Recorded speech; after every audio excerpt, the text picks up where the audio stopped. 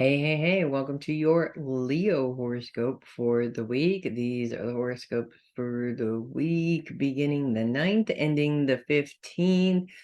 We still have Venus in Leo. We have this week and next week, and then Venus goes retrograde in Leo for the next few months. Actually, the retrograde ends on the 4th. There's about a 1 month shadow period at the beginning as well as the end there. So we're already in the shadow period of it, really. And there's a lot of really interesting and kind of difficult stuff I feel is going to come out of this specific retrograde, but we got a couple more weeks before we need to talk about that. So let's not even bother with that right now. Mars is moving out of Leo this week as well. So by the end of the week, we're still feeling the effects of Mars. It's still on the cusp, but it's literally by Saturday, which is the end of the week, it's 3 degrees into Virgo. So that cusp is, we're feeling it less and less and less, which is good because we're done with it, right? We've had our time and we're done with it. Venus does continue to be in Leo though this week, and Mercury is moving into Leo this week as well. Not in retrograde, thankfully. We won't have to be dealing with a Mercury retrograde in Leo this year.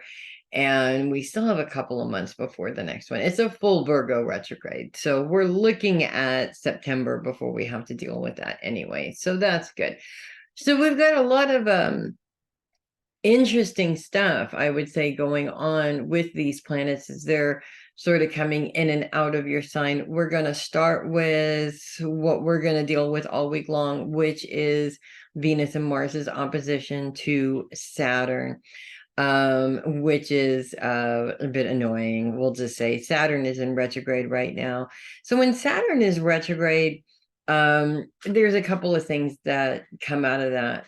First of all, it shows us what we're carrying that is not our responsibility to carry. So a lot of times what that looks like is mindsets that were, say, pre-programmed by other people and not yourself necessarily. Those are responsibilities that belong to somebody else. They're not yours. You're choosing to carry them or not carry them, if that makes sense. The other thing is that Saturn in retrograde sort of shines a light on whether or not you are taking care of your personal responsibilities. So that looks like I can't do such and such because well, okay, the example I used earlier, I can't clean the house because my mom never told me how to do that, right? I can't cook a meal because my mother never told me how to do that. My mother didn't exactly go into detail on that either. For me, I learned from other people. I found another person and I learned. Or you can always teach yourself, or you can always go to a class. There's a million different things that you can do to teach yourself. But putting the blame on somebody else really isn't going to be helpful for you. It literally, basically what it says is, I want to do nothing about this situation. And that's okay. You can make the choice to do nothing about the situation, but it isn't going to help you in the long run. Just throwing that out there. So that's a little bit of a challenge there. Saturn is difficult to be it's difficult, period. But when it's retrograde, it just adds another layer of difficulty to it. I think that makes things more challenging. We also have some difficulties as Venus. I'm sorry, not Venus. I keep wanting to say Venus, and it's not Venus. It's like the third time I've done this today. Mercury is moving into Leo in opposition with Pluto. Now, Pluto is also retrograde. Pluto is the source of our power. It rules transformation. It's the planet of birth and death. So you can't change without a birth of something new and the death of something old. It's part of the process. Pluto's focus is right on the home, and it's right on the cusp of Capricorn and Aquarius there, but it's very much focused on the home. with Mercury continuing to focus its energy on your career as it's coming into your sign. So what's interesting actually about this is there's a couple of different things. One, either work is just so busy that it's hard for you to keep up on your responsibilities at home, and that's okay. Take care of what you need to take care of, and don't worry about the rest right now. Or it could be the opposite of that, that you have so many different issues that you're focused on at home that it's making it difficult to focus on what you need to be focusing right now, which is work. So this really is, either way, this is all about balancing out your time to make it run as smoothly as it can for you. And I think one of the biggest things, the biggest challenges that human beings have is that we are focused on home stuff, but we're worried about work. And then when we're at work, we're trying to focus on our work stuff and we're worried about home. And the biggest thing that you can do is just focus on what you're doing in the moment. You're not at home, so don't worry about what's going on at home unless you absolutely have to, unless it's sitting right there in front of you, literally, as in you got a contractor at the house and he's calling you saying he can't do the work, then obviously, yes, your focus is going to be taken away. But outside of that, worrying about what the contractor is going to say, what he's going to find, how much it's going to be, whether you're going to be able to find a contractor, yada, yada, yada, yada, yada, yada, yada. None of that needs to happen while you're focused on what you need to be focusing on at work.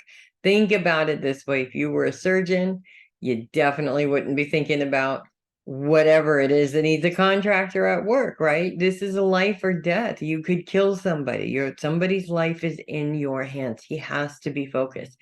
Just because you're not a surgeon doesn't even mean that you shouldn't be focused on what it is that you need to be focused on. In the situation like a death in the family, it's really hard to focus on everything else in your life. Take the time. If it's something that's that major and that big for you, take the time off to focus on what you need, your emotional healing, whatever that is. Give yourself that space for a couple of days and then move back into focusing on your career, if that makes sense. So yes, it's a little bit of a challenge. We don't have the moon coming in this week, so that's good. That's next week. We'll leave that for next week. Other than that, though, I mean, yes, most of what the planets are doing is unfortunately challenges in terms of where they're sitting in Leo, which is unfortunate.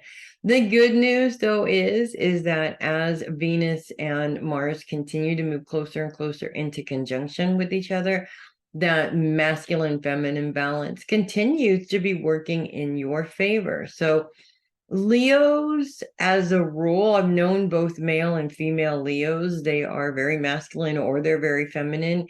It just depends on the individual. This, to me, when I talk about the masculine feminine balance, I'm really talking about a much clearer focus towards decision making or towards creating or towards growth in any way, because it has to feel good, but it also has to make sense at the same time. And that's where that male-female balance comes in and works beautifully. The whole process of women's rights and we have to be equal to men never made sense to me, because we're not equal. Each one of us carries more of something that complements the other. So when we work together, it works better, and we have that masculine feminine in ourselves as well. The more you make those two things work together, the easier it is in the long run, and you can put that energy towards anything. So that's what I have for you guys this week. If you love your horoscopes, do like the video, do subscribe to the video so that you get notified when the videos come out. And of course, click the link below and send me a coffee. I would really appreciate that. You guys have a great week, and I will see you next week.